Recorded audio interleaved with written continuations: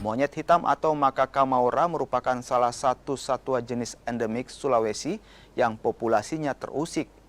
Monyet hitam ini hidup liar di permukiman dan kerap mengganggu warga.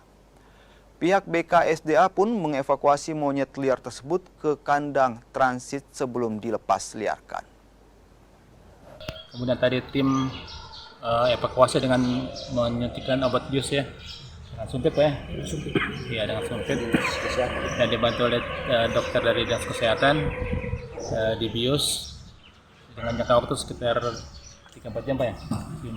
Ini monyetnya masih dalam tidak sadarkan diri, masih dalam pengaruh obat bius mungkin Pak. Nanti kemudian setelah dalam kandang transit ini dilihat perkembangannya Pak. Kalau misalnya memungkinkan akan dilepas liarkan.